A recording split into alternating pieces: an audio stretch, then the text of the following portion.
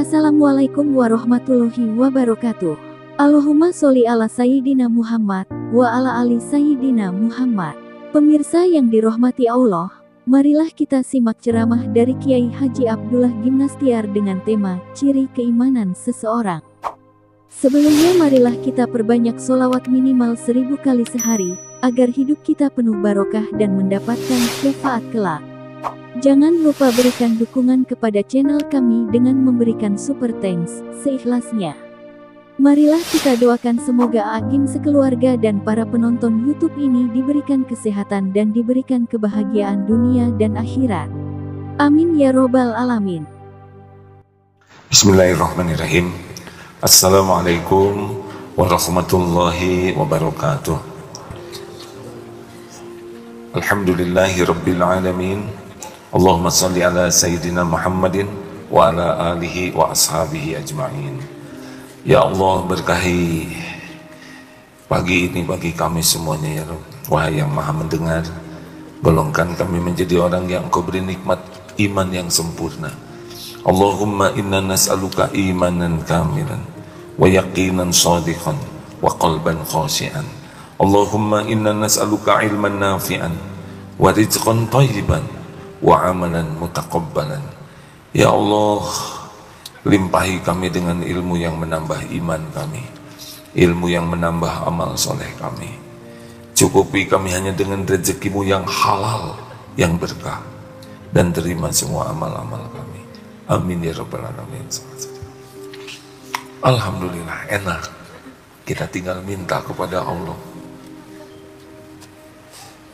Ini supaya tidak ngantuk, santri tolong dimajukan sampai ke garis ini. Ya, makin belakang makin mudah ngantuk. Mana ada yang bisa bantu ya? Semua, ya. Maaf ya, majukan ke dua garis. Baik rekan-rekan sekalian, langsung close up. Nah, kalau berhop kemajuan terlalu maju. Nah begitu. Maaf ya para pendengar, maklum urus santri. Pip, samakan Pip, dilihat.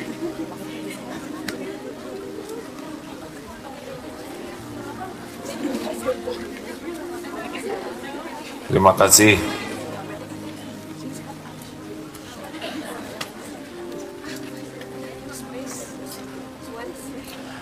Baik, kali ini kita akan membahas salah satu di antara pilar hadis yang menjadi pilar seseorang berakhlak baik. La yu'minu ahadukum hatta yuhibba li akhi ma yuhibbu li nafsih. Tidaklah sempurna iman seseorang hingga dia menyukai apa untuk dirinya sebagaimana dia menyukai apa untuk orang lain sebagaimana dia menyukai apa untuk dirinya. Jadi seperti yang kita tahu bahwa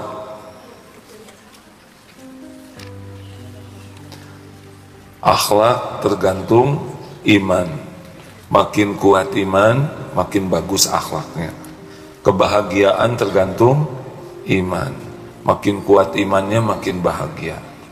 Keselamatan tergantung iman. Makin kuat imannya, berpeluang selamat jadi ahli surga. Jadi prioritas dalam hidup kita sebetulnya intinya dimanapun kapanpun hanya dua. Satu, bagaimana iman meningkat, bagaimana kualitas amal kita dan juga kuantitasnya meningkat. Karena bahagia itu tergantung iman dan amal soleh. Keselamatan itu tergantung iman dan amal soleh. Buah dari orang yang imannya kuat dan amal soleh itu yakin jadi akhlakul karimah. Nama orangnya disebut muttaqin, orang yang bertakwa. Penampakannya akhlakul karimah. Di antara penampakannya orang yang akhlakul karimah namanya hayyin, layyin, qarib, sahol. Tenang, menenangkan. Orang yang berakhlak mulia itu yang diharamkan tersentuh api neraka, ciri pribadinya adalah tenang, menenangkan, teduh, meneduhkan, sangat nyaman di hatinya tuh. Kenapa kok begitu? Karena selalu berzikir kepada Allah dengan penuh keyakinan. Ala bizikrillah tatmainnul qulub. Camkan, hanya dengan ingat Allah hatimu akan tenang ya. Jadi orang-orang yang akhlaknya baik, yang imannya kuat itu cirinya adalah susah lupa kepada Allah. Makin yakin ke Allah, makin susah lupa. Karena semua yang dilihat, semua yang didengar, semua yang dirasakan, jadi ingat kepada Allah. Dan semuanya juga ciptaan Allah, semuanya milik Allah, semuanya ada dalam kekuasaan Allah. Ingin sesuatu, pasti ingat Allah. Takut sesuatu, pasti ingat Allah. Lihat sesuatu, panas, dingin, sehat, sakit, pasti ingat kepada Allah. Karena Allah lah pemilik segala-galanya. Ciri yang kedua apa? Layin, orangnya itu sangat sopan santun, lemah lembut. Layin itu sangat lemah lembut. Dari mana datangnya lemah lembut? Dari hati yang penuh sayang. Jadi kepada Allah menghamba, kepada umat berkhidmat. Sayang ke orang tuh, sayang. Tidak hanya ke orang, ke binatang, ke pohon, ke alam ini. Sayang. Irhamu man fil ard, yarhamkum man fis sama. Sayang yang di bumi, yang di langit menyayangimu. Jadi kalau kita ingin disayang Allah, sayangi makhluk-makhluk Allah, kita akan disayang. Nah, ciri orang yang punya kasih sayang itu bagaimana? Lemah lembut. Yang ketiga, qoribin itu orang yang akhlaknya baik itu sangat supel, menyenangkan. Kalau ketemu kita senang, kalau pisah kita kangen. Itu cirinya gitu. Kan ada yang ketemu kita enek, pas pisah bahagia. Nah, itu kurang baik. Seburuk-buruk manusia adalah orang yang dijauhi karena ditakutkan keburukan akhlaknya, kejahatannya. Oleh karena itu, kalau orang tidak menyukai kehadiran kita, padahal orang-orang itu adalah orang baik, nah ciri-ciri kita orang tidak baik. Karena orang baik itu dikangenin. Rasulullah itu dikangeni, kecuali oleh orang yang buta hati. Jadi dari mana datangnya akrab? Dari tawadu, rendah hati. Orang yang sombong tidak bisa akrab karena dia menuntut orang lain menghormati, mengakui dirinya lebih dari yang lain. Nah, yang keempat, layin qorib sahol. Orang yang berakhlak baik itu cirinya mudah urusannya, tidak ribet. Mudah aja, jual beli mudah, urusan mudah. Tidak riweh, tidak ribet, hidupnya tuh simpel. Dari mana datangnya? Dari bisa mengendalikan nafsu. Wa nahan nafsa 'anil hawa. Nah, orang-orang yang akhlaknya baik itu bisa mengendalikan nafsunya, hawa nafsunya. Tapi bagi orang yang belum baik akhlaknya, diperbudak hawa nafsu. Jadinya ribet, bicara nggak enak, nanyanya nyelekit, jawabnya juga bisa bikin orang sakit hati, begitulah ya, karena dia lebih sibuk memuaskan nafsunya. Sedang orang yang berakhlak baik selalu dijaga perasaan dirinya. Nah, berikut ini adalah bagaimana latihannya ya. La yu'minu ahadukum hatta yuhibba li akhihi ma yuhibbu li nafsihi. Hadis sahih ini ya. Jadi kita sekarang harus bagaimana nih? Begini sederhananya ya, kita belajar dulu dari yang gak enak. Kalau kita ketemu dengan orang dan memperlakukan kita tidak enak, apa karena wajahnya yang cemberut, kata-katanya yang tidak enak, menghina, meremehkan, apapun yang tidak enak kita rasakan, dengar nih adik-adik, yang tidak enak kita rasakan, maka jangan lakukan itu ke orang lain. Misalkan kita ketemu, kita senyum, dia tidak senyum. Enak tidak? Tidak enak. Jangan tidak senyum ke orang.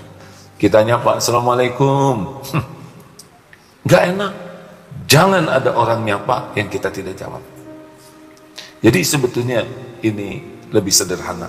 Setiap kali kita tidak enak dengan perilaku orang, itu jadikan pelajaran.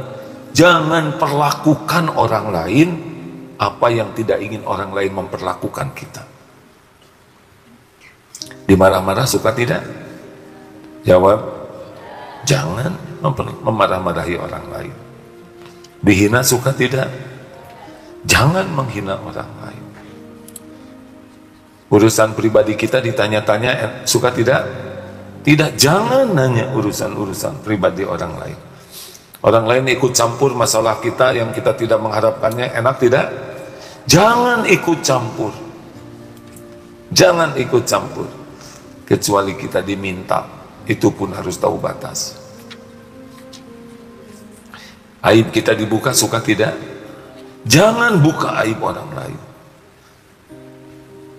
Jadi sebetulnya hidup ini tidak terlalu ribet hadirin, kalau mau belajar dan berlatih.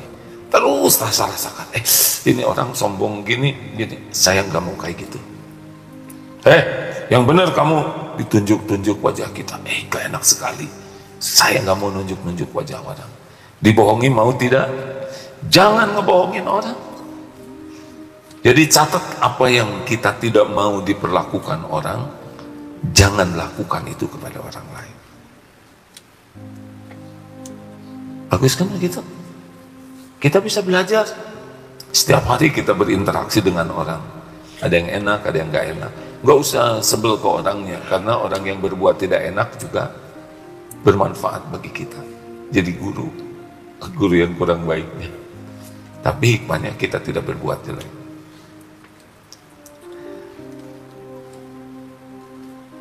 Ini mikir apa? Jadi setiap ada orang yang sikapnya kurang baik, itu pelajaran dari Allah agar kita tidak melakukan yang sama. Nah yang kedua, kalau kita senang orang berbuat sesuatu ke kita, itu juga ilmu. Ada orang senyum aja, enak ketemu tuh, ini ilmu. Kenapa kita tidak melakukan hal yang sama? Tabassumuka fi wajhi akhik laka sedekah.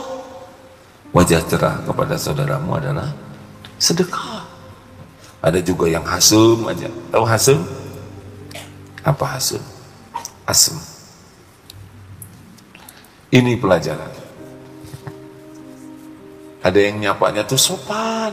Ini pelajaran. Apa yang enak dirasakan oleh kita, lakukan ke orang lain. Ini pelajaran penting. Jadi setiap kali kita ketemu orang, itu pelajaran, karena tiap orang itu bisa menjadi bahan renungan bagi kita. Karena pada prinsipnya softwarenya sama, hati kita tuh sama. Senang disayang, senang dihormati, itu sudah standar ya. Nah kita kelemahannya kalau ada orang yang berbuat jelek, sakit hati. Kemudian kita berperilaku sama. Jadi kita nggak dapat apa-apa. Padahal takdir pertemuan itu dari Allah. Kita ketemu siapapun, ada di lingkungan apapun, terjadi dengan izin Allah. Dan semuanya ladang ilmu, ladang amal. Tinggal kita mau menggunakan semua itu menjadi perubahan diri kita atau tidak. Biasanya orangnya jadi bahan omongan. Orang itu sombong banget. Dia tuh kerjanya suka ngomongin orang. Amit. Tahu nggak? Ngomongin orang tuh dosa. Dia lagi ngomongin siapa? Saya nggak ngomongin orang itu, tapi yang itu ya sama ya. Mau bahagia tidak? Gak ada bahagia dalam akhlak jelek, nggak ada. Orang bahagia tuh karena akhlaknya baik. Gak ada orang bahagia gara-gara ngomongin kejelekan orang, enggak. Coba aja lihat wajah orang yang ngomongin kejelekan orang, enggak ada senyumnya, sebel banget, amit, ya mual begitu. Tiba-tiba dia muntah. Coba ngomongin kebaikan orang, seneng ya, si bapak itu, pak guru itu orangnya ramah, sopan, tidak marah-marah, dan hormat sekali. Enak, bicara baik itu enak, membicarakan kebaikan itu enak. Dan yang paling enak adalah membicarakan kebaikan yang maha baik, Allah, itu enak. Kenapa ya orang mikirnya jelek-jelek? Ngapain? Gak bahagia kita itu. Mikirin kejelekan orang, kezoliman orang, capek. Benar? Kita seralah mau bahagia atau enggak. Orang yang suka ngomel-ngomel, menggerutu, suka celetak-celetuk, gak ada bahagianya. Enggak. Bahagia itu hanya ada pada iman dan amal soleh, amal yang disukai Allah. Nah baik, sekarang kita juga jadi apa yang kita sukai. Kita harus senang ada pada teman-teman kita. Ini membebaskan kita dari dengki ya.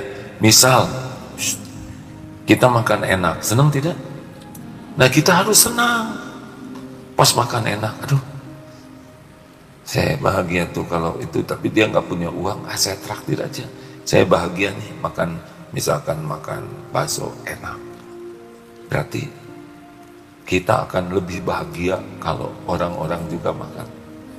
Nah si dengki sebaliknya, SMS, susah melihat orang senang, senang melihat orang susah. Orang makin kuat iman itu senang. Teman kita jadi bintang kelas, kita senang tidak kalau jadi bintang kelas? Nah lihat teman jadi bintang kelas, kita jadi bahagia. Nah itu orang beriman. Nah kalau dengki tingkatannya begini ya, ini orang yang kurang iman. Dia tidak suka orang dapat nikmat. Ini yang paling parah ya. Kalau ada santri seperti ini, nauzubillahi min dzalik, ini tertipu oleh iblis, karena ini penyakit iblis, dengki.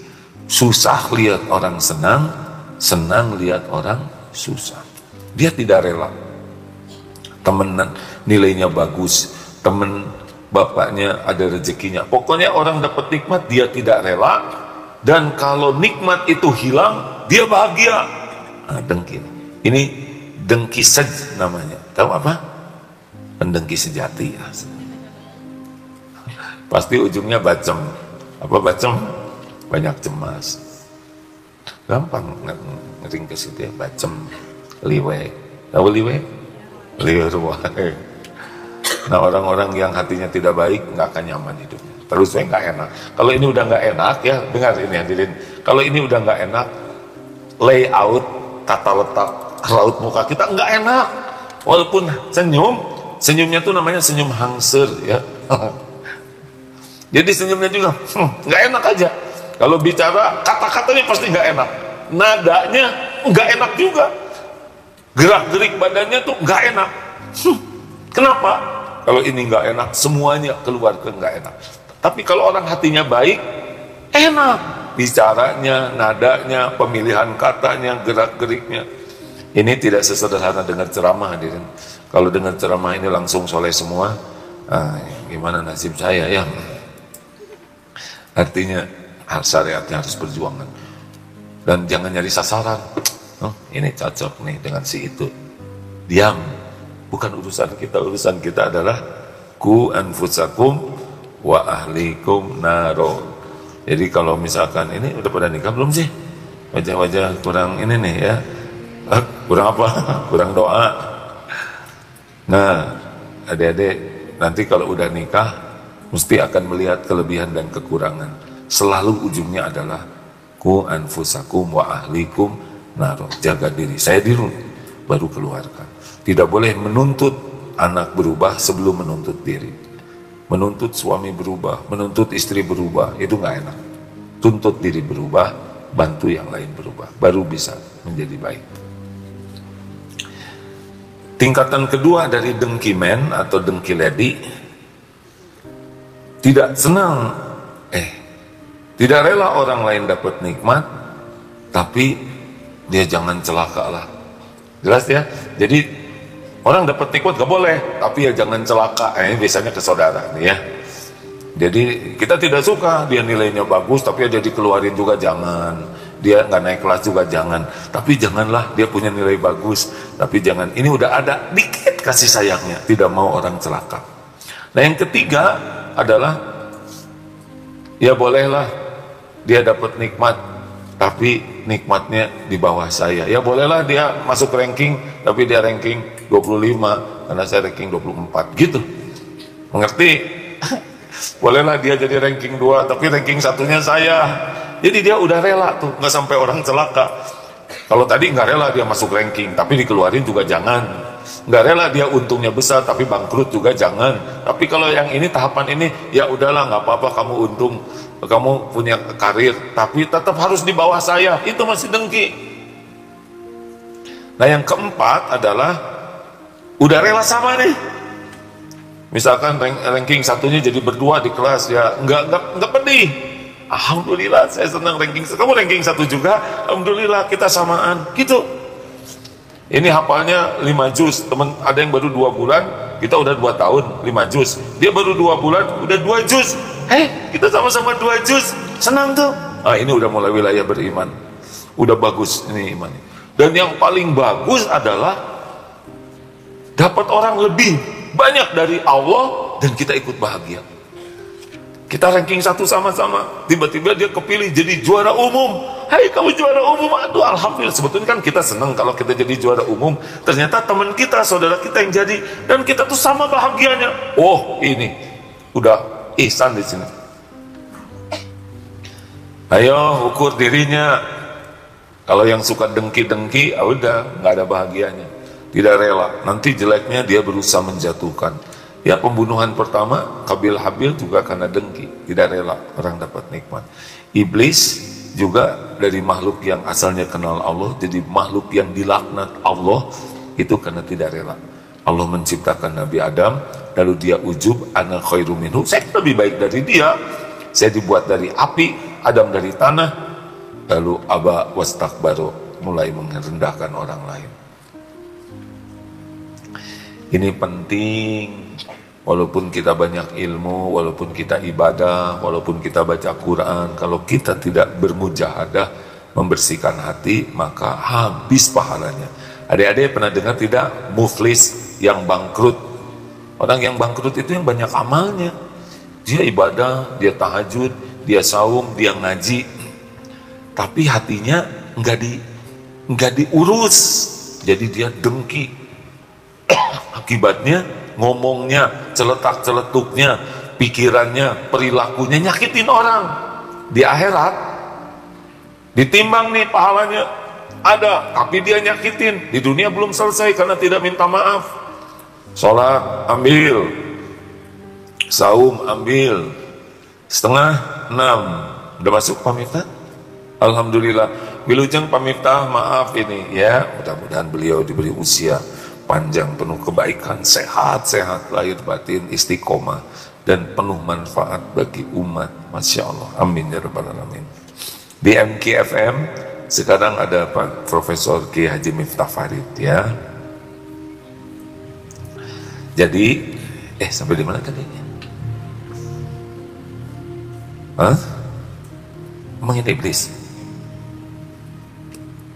Nah, ngomongin apa?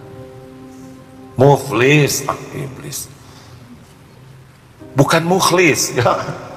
Nggak ada yang namanya muflis, bangkrut ya, bukan mukhlis ya, kasihan Pak Mukhlis. Muflis. Karena setiap kali kita nyakitin orang nanti bayar, pakai saum, pakai Quran, bacaan Quran, pakai sedekah. Nah, habis nih pahalanya karena kurang khusyuk ibadahnya. Habis pahala saum, pahala tahajud, pahala sedekahnya dipakai membayar orang yang disakiti. Jadi gimana? Tapi yang disakiti masih ada. Saya waktu itu dihina, saya difitnah, saya dibohongin, saya dikibulin, dia ngutang nggak bayar-bayar. Banyak yang protes, pahala habis. Apa yang terjadi? Dosa orang yang kita sakiti, nauzubillah, ambil. Ada dosa maling, nauzubillah, ada dosa zina.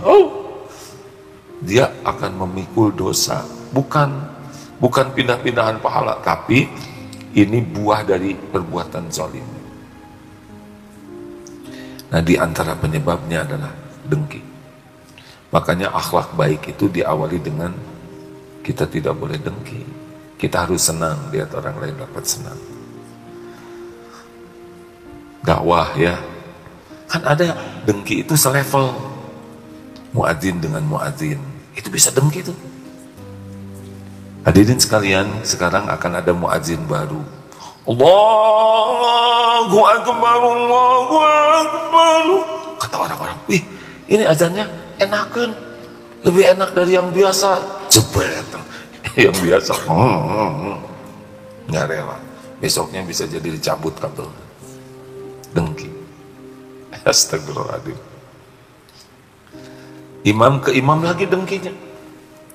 Bismillahirrahmanirrahim. ini itunya lebih enakan suaranya, nggak kayak yang tadi subuh jelebel, yang subuh langsung. Nah, itu yang ngomongnya sih jelek banget, cicing ya. Kalau saudara udah tahu lebih bagus, nggak usah dibanding-banding, syukuri saja.